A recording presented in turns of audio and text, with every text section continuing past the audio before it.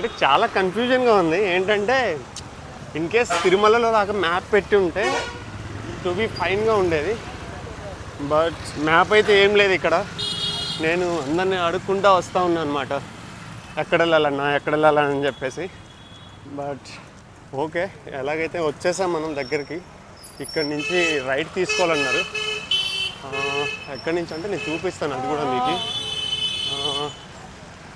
Next ఇప్పుడు మనకి ఇక్కడ రాసి ఉంటుంది, మేబీ చెప్పాను కదా ఈ దోవలో చాలా టెంపుల్స్ ఉంటాయని.